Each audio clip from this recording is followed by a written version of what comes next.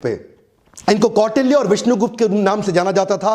पिता का नाम चाणक्य, इसीलिए इनका नाम पड़ा चाणक्य। बुद्धि के भगवान, इनकी कूटनीतियों पर चल के कई साम्राज्य स्थापित हुए।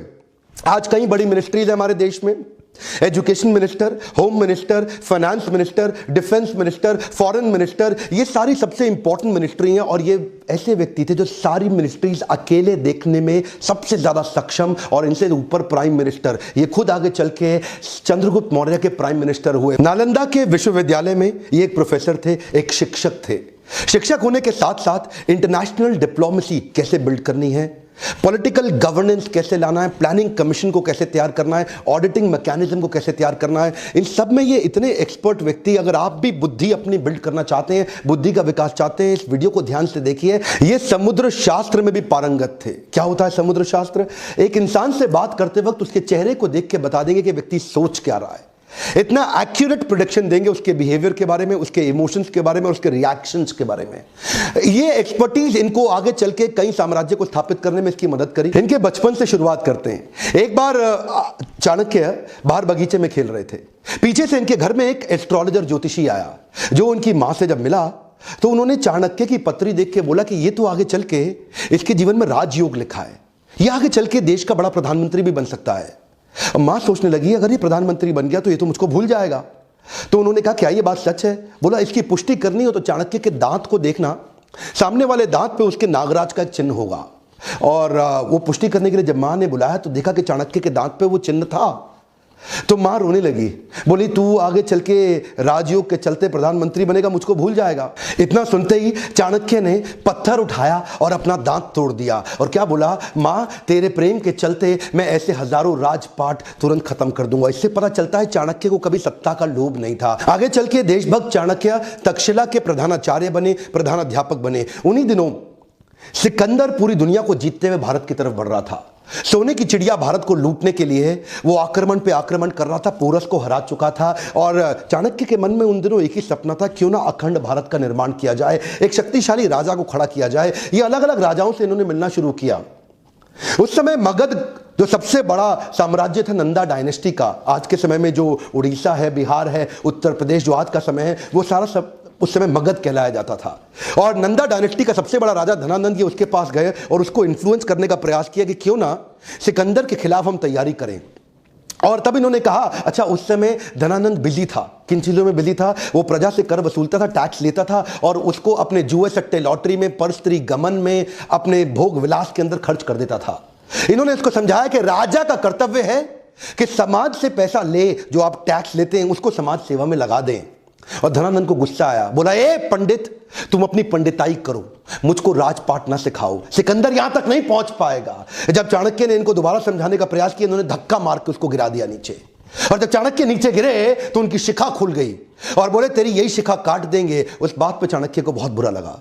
उस दिन उन्होंने एक संकल्प ले लिया कि मैं ये शिखा तब तक नहीं बांधूंगा। This is called converting anger into resolution. उन्होंने अपने क्रोध को संकल्प में परिवर्तित किया। बोला उस दिन तक शिखा नहीं बांधूंगा जब तक तेरे साम्राज्य को उखाड़ के एक अखंड भारत का राजा ना लाकर खड़ा कर दूं। बहरहाल अब चाणक्य को लगने लगा कि अब समय आ गया कि मुझे ही किसी को कल्टीवेट और बिल्ड करना पड़ेगा। चाणक्य की डिटर्मिनेशन आपको इस बात से समझ में आएगी कि उन्होंने एक यंग लड़के के प्रति अपना जीवन समर्पित कर दिया जिसका नाम था चंदू। इसका नाम आगे चल के पड़ा चंद्रगुप्त। इसको उन्होंने ट्रेनिंग दी, बहुत सारे संस्कार और सारे प्रकार के शास्त्र उसको सिखाए। इमेजिन करिए ये 17-18 साल के लड़के, चंद्रगुप्त की मदद से इन्होंने सोचा कि मैं सिकंदर के साम्राज्य को उखाड़ दूंगा। चंद्रगुप्त को खुद को भी विश्वास नहीं था, लेकिन उनको निष्ठा थी, उनकी शरणागति थी चाणक्य पंडित के प्रति। चाणक्य उनको एडवाइस करते चले गए, गाइड करते चले गए। चंद्रगुप्त उनकी सारी बातों को मानते चले गए। ये कहते थे कि शत्रु की दुर्बलता जानने तक उसे अपना मित्र बनाए रखो। चंद्रगुप्त हैरान, बोले सिकंदर को मित्र कैसे बनाएंगे? चाणक्य ने तभी चंद्रगुप्त को समझाया कि तुम इनकी सेना में शामिल हो जाओ। किसी प्रकार से इन्होंने छोटे से बालक को उनकी सेना में घुसाया और उनका एक फेथफुल सिपाही बना दिया, जिससे अंदर की सारी जानकारियां अब चाणक्य के पास आने लगी। चाणक्य को इतना समझ में आ चुका था कि बहुत दूर से ट्रैवल करती हुई लाखों की सेना सिकंदर की शरीर से अब थक चुकी है। बोला अब इनको मन से थका देंगे।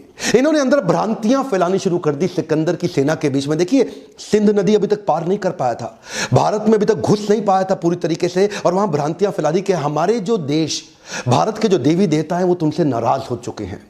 इन्होंने अजीबोगरीब काम कराए, कभी कभी अलग अलग दिनों में खाने में जहर मिला देते थे, द्विकंटक नीति के साथ छोटे छोटे अटैक करा देते थे, उनके देश के झंडे को जो पहाड़ पर लगा हुआ है उसको जला देते थे, अलग अलग प्रकार की विस्मक भ्रांतियां फैला देते थे, लोगों के अंदर कंफ्यूजन आपस में उनको लड़वा देते थे। 15, 16, 17, 18 साल के 10-15 लड़कों की मदद से इन्होंने उस सेना को खोखला बनाना शुरू किया, उनका मनोबल तोड़ना शुरू किया। सिकंदर ज्यादा लंबे समय तक रुक नहीं पाया। क्या कहते हैं, जो जीता वही सिकंदर? गलत है सर, जो जीता वही सिकंदर नहीं, जो जीता वही चंद्रगुप्त मौर्य। ये किसी को नहीं पता, सिकंदर भारत में कभी घुस ही नहीं पाया। चंद्रगुप्त मौर्य केवल गाइडेंस लेते रहे आचार्य से, और आचार्य चाणक्य पंडित की गाइडेंस में पूरी सेना को उखाड़ के बाहर कर दिया। इससे क्या हुआ, अब इनमें कॉन्फिडेंस बहुत आ गया। 5000 हाथी घोड़ों की एक सेना बना के सोचे कि मगध की राजधानी पाटलिपुत्र पर जाकर के एक हमला कर देते हैं और धनानंद को भी उखाड़ देंगे। अब ये ओवर कॉन्फिडेंस इनके लिए नुकसानदायक रहा। ये पहुंच तो गए 5000 के हाथी घोड़ों छोटी सी सेना लेके, लेकिन आधे दिन के अंदर दोपहर होते होते ही मगध की सेना ने इनको उखाड़ के बर्बाद कर दिया, खत्म कर दिया। किसी प्रकार से चंद्रगुप्त चाणक्य ने अपनी जान बचाई, भाग करके एक झोपड़ी के पीछे जाके छिप गए।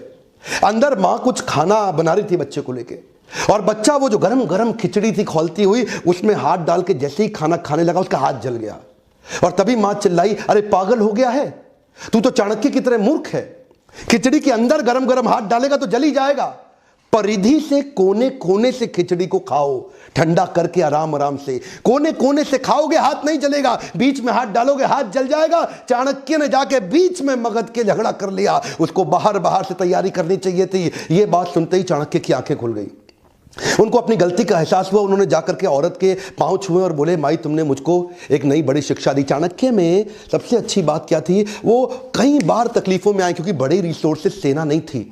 धनानंद उस समय सबसे बड़ा साम्राज्य था उनका, नंदा डायनेस्टी का, लेकिन इन्होंने जाकर के 7 स्ट्रैटेजीज बनाई। पहली जो उन्होंने मां से वही सीखी कि परिधि पे हमला करो।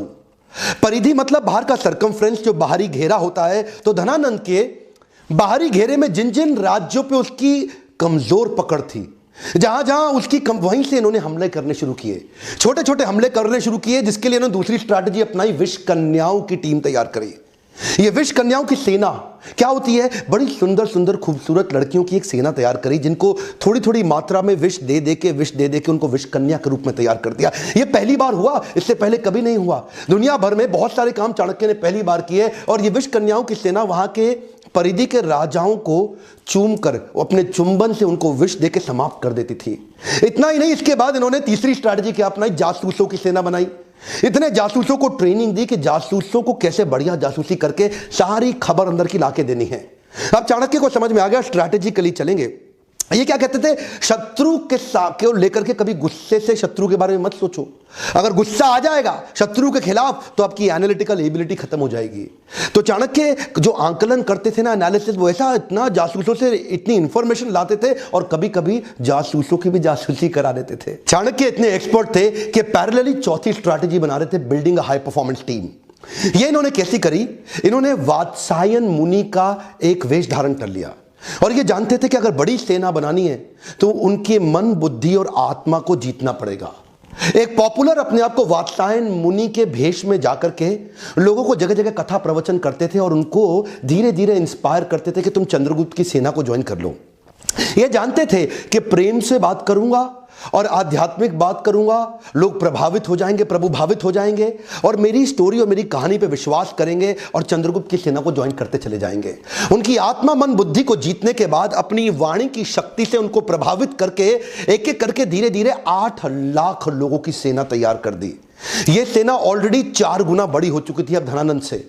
इनके पास हाथी घोड़ों की बड़ी सेना और घुड़सवार रथों की बड़ी सेना, पैदल सिपाहियों की सेना, इतनी बड़ी सेना धीरे धीरे ये देखिए इस सारी स्ट्रैटेजीज पैरेलल करते चले गए। हमारे देश में आज आरक्षण का बड़ा चक्कर चल रहा है ना, वहां पे आरक्षण के चक्कर के सख्त खिलाफ थे। ये कहते थे केवल योग्य व्यक्ति को आगे बढ़ाऊंगा, your country is only as powerful as your lieutenants. तो अपने लेफ्टिनेंट को चूज करते थे, जो आदमी योग्य है उसी को आगे बढ़ाते थे। उनके ट्रेनिंग कैंप्स पे क्या कहते थे कि राजा को अपने आसपास के लोग बुद्धिमान और योग्य रखने चाहिए, चापलूस लोग नहीं चाहिए जो केवल आपकी तारीफ करते रहें। चाणक्य श्लोक बोलते थे, दुर्जनेषु च सर्पेषु वरम सर्पो न दुर्जना, सर्पोदंशति कालेना दुर्जनस्तु पदे पदे। चाणक्य कहते थे दुर्जन मतलब दुष्ट व्यक्ति और सर्पेशु मतलब सांप, इन दोनों में से सांप अच्छा है। वरम सर्पो न दुर्जना, दुर्जन को छोड़ दो, सांप के साथ रह लो। सर्पोदंशति कालेना दुर्जनस्तु पदे पदे, सांप तो एक ही बार काटेगा, एक ही बार डसेगा, लेकिन दुर्जनस्तु पदे पदे, दुर्जन व्यक्ति हर कदम पे आपको डसेगा, हर बार डसेगा। इसीलिए क्या कहते थे कि मैं टीम ऐसी तैयार करूंगा जो केपेबल लोगों की हो और दुर्जन ना हो। तो ये एक हाई परफॉर्मेंस टीम तैयार करते गए और साथ साथ ये छापामार युद्ध के छोटे छोटे प्रयास करते गए। ये इनकी अगली स्ट्रैटेजी समझिएगा। एक तो देखिए होता है कि टेस्ट एंड लॉन्च और एक होता है launch and test. Test and launch क्या होता है? पहले छोटे छोटे टेस्ट करो, पायलट एक्सपेरिमेंटेशन करो, छोटा टेस्ट करो और उसके बाद उसको वैलिडेट करो। और दूसरा क्या है? पहले लॉन्च कर दो और बाद में देखना टेस्ट करके रिजल्ट आया कि नहीं आया। जो पिछली गलती करी थी 5000 घोड़े सैनिक के साथ, वो क्या था? पहले लॉन्च कर दिया, बाद में टेस्ट से पता चला कि ये फेल हो गए। अब क्या करते थे? अब कहते थे अभ्यास करेंगे। बोले प्लानिंग और प्रैक्टिस में फर्क है। प्लान तो आपका ठीक हो गया, लेकिन छोटी छोटी प्रैक्टिस करेंगे। तो छापामार युद्ध परिधि में लगातार करते रहते थे। उससे इनकी प्रैक्टिस बढ़ती चली गई, इतनी प्रैक्टिस बढ़ गई कि उसके बाद वो टेस्ट एंड लॉन्च इतने सारे टेस्ट कर दिए कि ताकि बड़ा हमला करने पे दिक्कत ना आए। और अगली स्ट्रैटेजी में इंटरनेशनल अलायंसेस बिल्ड करके अपनी ताकत और अपनी सेना को बड़ा करते गए। कश्मीरी राजा प्रवर्तक को उन्होंने अपने साथ में लिया और बाहर से कई यूनानी राजाओं को भी अपने साथ लिया।